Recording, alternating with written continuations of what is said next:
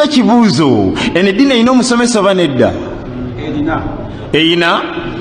Ani oyo? Yatuuka okufa nga tasomeseza ku birevu? Yasomesa atya? Yaga nti khalifu lmushirikin,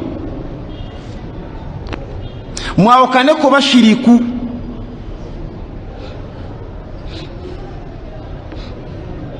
Simanyi oba obuusabuusaamu mu bubi bw'omushiriku. Mwawukane ku bashiriku. Mu riwaaya endala yaga nti khalifu lmajuusa, mwawukane ku bakaafu abasinza omuliro. Tubaawukanako tutya? Yakyogera mu njogera etaliimu kabuuzaabuuza konna. Kubanga mu hadiisi emu maama waffe Aisha yatugamba nti kaana kalaamu rasulillahi faslan yafhamuhu kullu man yasma'uhu. Ebigambo by'omubaka sallallahu alaihi wasallam byalinga kiriya. Yafhamu kullu man yasma'uhu, nga buli abiwulira abitegeererawo. Bikubuzaabuza bano nga babitegeera. Yasomesa atya? Yatugamba nti khalifu lmushirikin, mwawukane ku bashiriku, bapita, bayokana, balevulandi, bayoweeri. Bw'omanya nti otya omuliro teweefaananyiza abantu abo. Nkole ntya? Yagamba nti afu luha, kyekirevu mukireke. Wa ahfu shawariba, mukendeze ku masulubu. Mbadde gamba ki? Sahabiyu ayitibwa Salman al-Farisi omukaafu yamusanga n'amugamba ebigambo bino. Yamugamba nti allamakum nabiyukum kulla shay'in hatta al-khira. Nabbi omwe abasomesa buli kamu. Nabbi omwe abasomesa buli kamu hatta al-khira. Nebya toilet.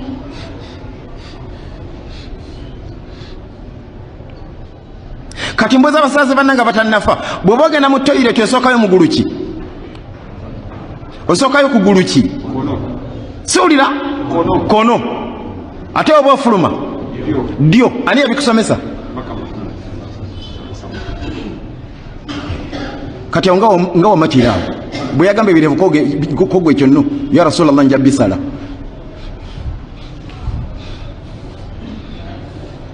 Laba okwekumako omuliro ng'olaba. Kati nga wamatira nti nsookayo kugulu kwa kono mu toilet. Ate mba nfuluma nsooka ddyo. Ate mba nyingira muzikiti, nsooka kugulu kwa ddyo. Ate mba nfuluma nsooka kono. Ani yabikusomesa ebyo? Jjajjawo.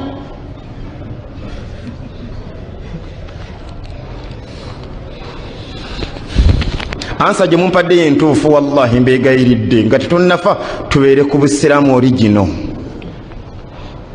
Ansa gye mumpadde yentuufu, eno eddiini erina omusomesa ogu ayitibwa Nabbi Muhammad. Allah gwe yatukwasa. Ensomesa ye yali etya? Olaba embwego bw'ekiwempe. Bw'abanga abakaafu baategeera, bw'abanga abakaafu omulyambizi baategeera ensomesa ya Nabbi waffe. Ate buti omusaaze ensomesa ye yali etya? Yali ekoona ku buli kimu. Wallahi ombaka yatusomesa buli kimu.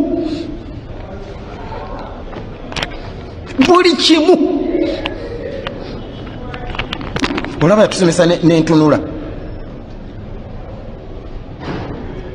Kikyatatusomesa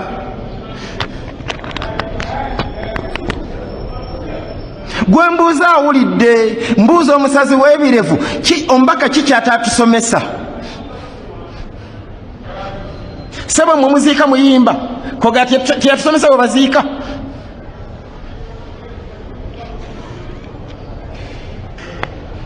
Eddalasa ya leero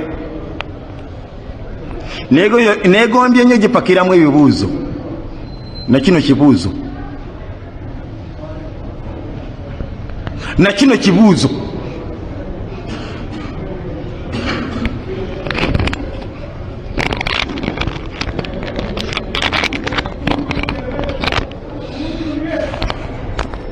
Ofunamu mugaso ki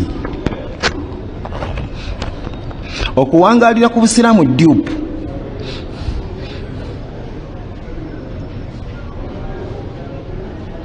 Jukira, sina kyengenda kubuuza nga njagala ansa ogimanyi. Wabula waliwo kye bayita sualu ta'annuti oba nkivunule ntya, waliwo okubuuza ekibuuzo mu ngeri yakulumiriza. Ng'omuzadde bw'anakyakalanamu n'omwana we nambuuza ekibuuzo kino, ani akirabye? Olinayo ekitabo omulala?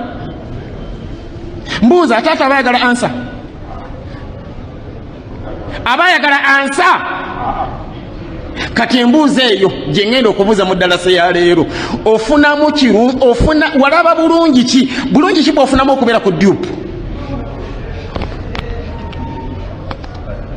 Abasazi b'ebirevu abatannafa, ekibuuzo kino kijja gye muli.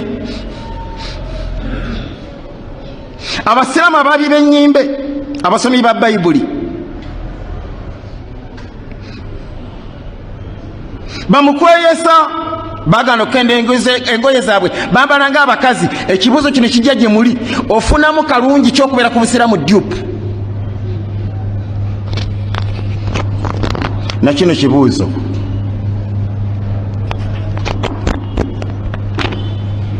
wabula kyo ansa yakyo togimanyi. Gye ngenda okukuwa oluvannyuma nkusomere ku bigambo by'abamanyi abanene nga bonna bategeeza message emu. Beera ku busiraamu origino. Lwaki neetisse ebitabo olwaleero? Ntya ng'omusiraamu kasokedde awulira musomo guno tagutegeera.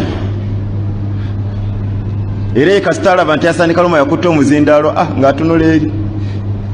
Bambi alooza bya musajja oyo.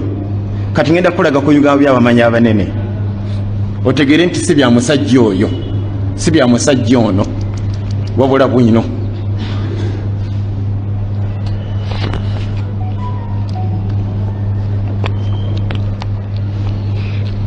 Eddalasa ya leero nayagadde beeremu ebibuuzo bisatu, wasigadde kimu. Kankikubuuze.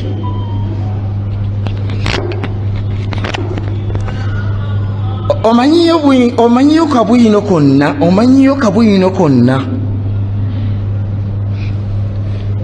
mu Qur'ani oba mu hadithi akakukkiriza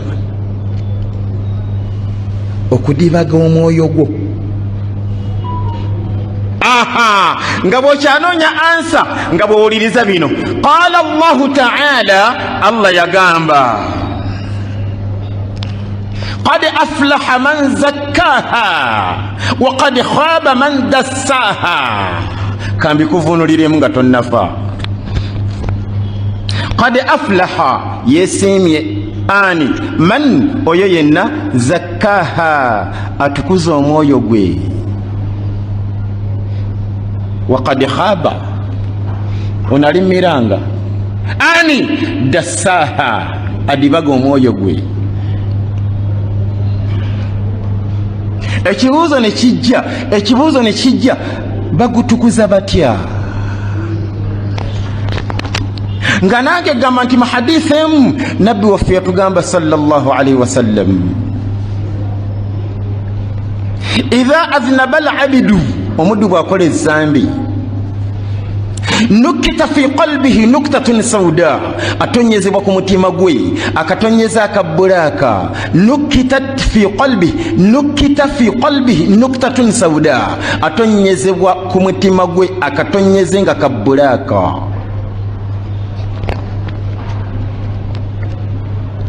fa idha huwa nazaa wastaghfara wataba saqul, bw'akola tawba nga kasangulwawo. Wa in aada, ate waddamu ezambi, zaada nga bongerako akatonyeze, ate bwaddamu. Siwulira nga batonyeza ate bwaddamu nga batonyeza dhalika ran eyo yenvumbo uli mbaka bwasomesa sallallahu alaihi wasallam dhalika ran eyo yenvumbo alladhi qala Allahu anhu Allah jeyogera natugamba nti kalla bal rana ala qulubihim ma kanu yaksibun. Their heart they already sealed by what? By what? By their mazambi. Okiwulidde kitya mpozi nti buli zambi lyokola tebiggwerawo lipakinga ku mutima. Waliwo bwina ategeeza kino okulumiriza nti bwino nyina kyentegeeza nange nali sikimanyi, naye waliwo bwina ategeeza nti emitima gyaffe gya wayiti myeru tejagala kakica ate amazambi gamba ga bulaka bwobba ngambe ntya bwobba. Kakati kisoboka oba yekufunidde oba tebikufunidde ezambi elipakinga wa ku mutima mukalaki bulaka. Lwaki ngambe nti oba yekufunidde oba tebikufunidde, naye mwensi gye tulimu obimanyi kisoboka omubbi nabba sente nga mpitirivu nateyako n'ekikumi kisoboka. Agwa ku muyindi wayiti katugeze namutuga namujja ku sente abadduka bwati omuyindi nakuba enduulu bamunyumiza wali ku Jinja Road, abaana bagwa ku muyindi bamubba n'omuyindi napangapanga awo nafuna baboda ne babagoba bali ku boda nefuna polisi. Omanyi polisi yakola ku nyama mbuuza balyako mmeka ezambi eryo lyasibirawa ku mitima gyabwe. Ndayira Allah yantonda wallahi toba wavunanyizibwa okuddira omutima gwo n'ogudibaga. Todibaganga mutima gwo nkole ntya gutukuze, bagutukuza naki na tauba ng'osaba nti Allah nsonyiwa mbaka bwe yatuga nti faidha huwa nazaa wastaghfara saqul. Bwokola tauba nga balisangulawo ng'omutima gudenga goba gwa wayiti. Kati mbuuza omubbi singa bba n'atakola tauba kyekidirira nga batonyeza akatonyeze ku mutima ogwa bulaka ate bwaddamu nga batonyeza ate bwaddamu nga batonyeza ate bwaddamu siwulira nga batonyeza time etuuka omutima ne gubeera okyerabidde paka kati dhalika ran eyo nvumbo kubanga time etuuka soka olabe towakana ne bamukwata ne bamukuba emiggo ne giwera omwa ne guzima ne guyisa ennyindo noga nti osanga akoze tauba oluwo nabe ba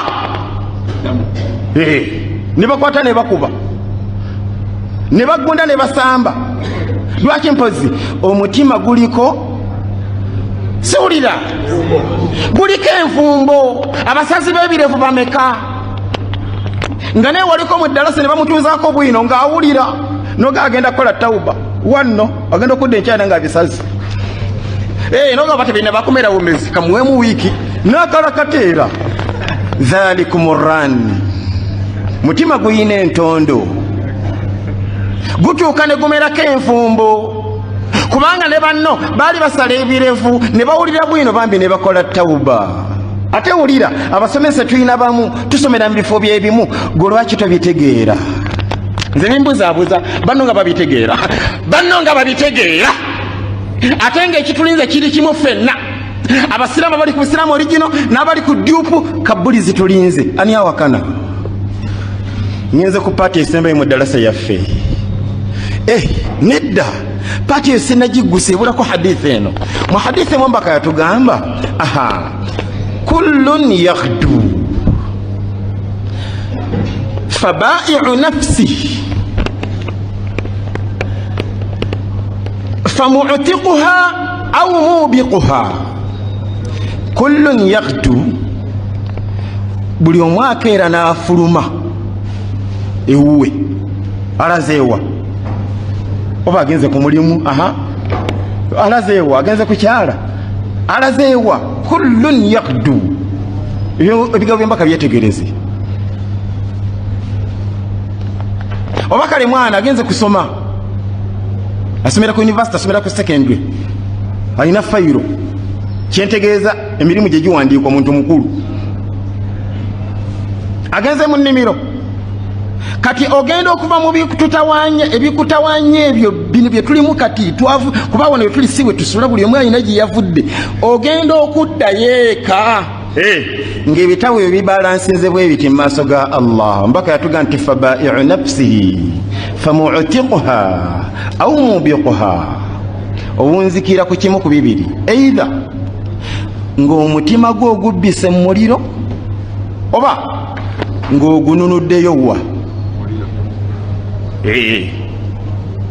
kati gwomanya oba ogenda maaso n'okusala ebirevu n'okweyesa n'okubba gwe kasita okitegedde nti ezambi lyokola terigweraawo lipakinga ku mutima era likyafuwaza paati esembayo yeno amanyi bafe abebitiibwa nategese bangi ekyomukisa omulungi asooka namuku wayitibwa Umaru al-Harbi. Umaru al-Harbi yavaamu ebigambo nembikusomera wano nga bivaamu message nti beera ku Busiraamu original biri mu kitabo ekiyitibwa Sharh Sunna ekya Imam Ahmad omumanyi owokubiri. Sebo nenda gwe ndi mu kufundikira omumanyi owokubiri ani ono waliwo omumanyi ayitibwa Dr. Muhammad Sulaiman al-Ashqari uli ebigambo bye yagamba nti bushra liman salaka maslakahum واتخذهم له قدوة في الأفعال والأقوال بشرى موري يغسانيو ايو ينا سلك مسلكهم يسالو okutambulira mu bufu bwa basahaba واتخذهم له قدوة nasalawo kubanga beba mutegerera oyo munene musene muguru bane tukirize basaba batutegerere bakuzanga mazali bagombaka nakusibwa nakulwa mande bwe tuba tukola tebasalanga birevu bwe tuba tukola abasajja mu bo engoye zali nga agulwa bukongovule bwe tuba tukola bushra liman salaka maslakahum wattakhadhahum lahu qudwa. Assalamu alaikum wa rahmatullahi. Assalamu alaikum wa rahmatullahi wa barakatuh. Glory be to Allah, the most gracious, the most merciful. May peace and blessings be raised upon our beloved Prophet Muhammad sallallahu alaihi wasallam. My name is Amida Zamunyo in primary 4 class with my partner Nafzale Amina in primary 5 class. Once again, it's Salfa Islamic Day and Boarding Primary School, located at Impiji Bazaar of Masaka Road. Salfa offers both secular and theological studies for nursery and primary section, alongside Quran memorization for all levels. We are here to inform you and invite you on our first graduation ceremony for the Quran memorization students, which is to be held on 26th November 2022 at our school. We shall also expose a number of entertainment items to make the day colorful. It is the very day we shall have the top class graduation as well as ending term 3, inshallah. We pray to the Almighty Allah to protect our beloved director Sheikh Salim Bosa, teachers and parents. Dear parents and all well-wishers of Salfa Islamic Day and Boarding Primary School, come and witness an Islamic function. Eats and drinks are sponsored by the director. We are waiting for you. May Allah provide for you all. Assalamu alaikum wa rahmatullahi wa barakatuh. Salfa Islamic Day and Boarding Primary School.